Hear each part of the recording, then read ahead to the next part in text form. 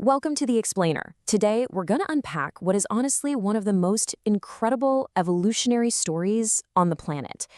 I mean, how exactly did fierce, wild wolves transform over millennia into our most loyal companions?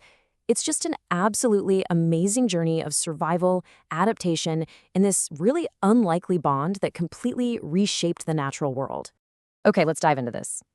I want you to picture a scene with me. Imagine you're sitting right beside a crackling campfire exactly 15,000 years ago.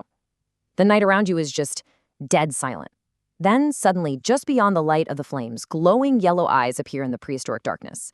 Naturally, you grip your spear, you're bracing yourself, completely expecting an apex predator to strike from the shadows. But instead of attacking, the wolf just stays there. It just watches you. That single, quiet moment of suspended animation, that is where everything shifts. That moment may have literally changed the course of human history forever.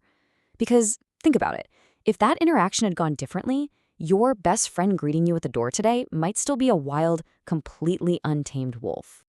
Part 1. The world before dogs, back in the hunter-gatherer era. Now, what's really interesting about this contrast is just how stark it was. Early humans faced a massive, daily struggle to survive. I mean, food was absolutely never guaranteed, and life-threatening danger was literally everywhere. On the other hand, ancient wolves, they ruled the wilderness. They were apex predators, hunting in highly organized packs. They were incredibly fast, exceptionally intelligent, and completely fearless. Looking at that dynamic, absolutely no one could have predicted that these fierce wilderness hunters would one day become our closest allies. No way. Part 2. An unexpected alliance through a completely unplanned process. Scientists actually call this self-domestication, and we can break this unplanned process down into a few distinct steps. First, as early humans hunted large animals, they naturally left behind bones and scraps near their settlements. So, for a hungry wolf, human camps accidentally became this really easy, reliable source of food. Second, the boldest, but crucially the least aggressive wolves slowly began to approach these camps to scavenge. And finally, humans just kind of tolerated them. Why? Well, because the wolves were actually doing us a huge favor by cleaning up the waste around the camp. They kept it clear of rotting food that might attract other, way more dangerous threats. Let's see how this builds. As generations passed, this absolutely amazing evolutionary filter took place. The calmest wolves, the ones who weren't aggressive toward humans, they survived longer because they had steady access to our scraps. And because they survived longer, they had more pups. Then, those pups inherited that calmer demeanor. Without any human ever consciously planning it, evolution basically began molding those scavengers into the very first dogs. Part 3. How nature changed them, and the emergence of a whole new species. Just look at these physical changes.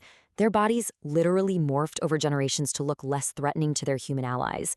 Over time, their overall body size became smaller, their ears became softer, floppier compared to the rigid, upright ears of wild wolves, and their faces softened, looking much, much less intimidating.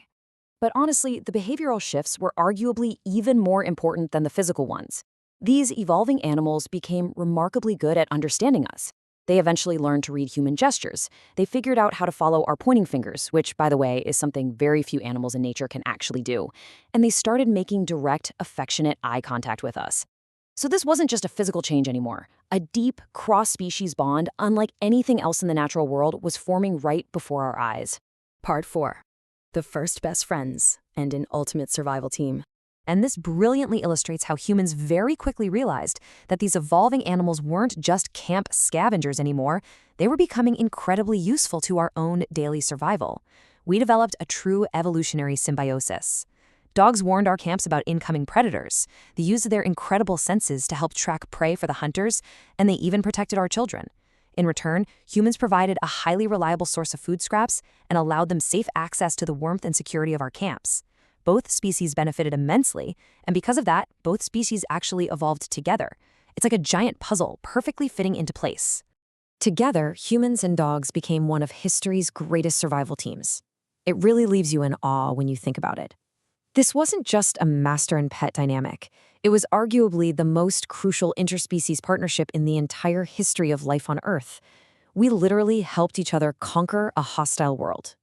Part 5. from wolves to hundreds of breeds, and the transition from camp companions to pets.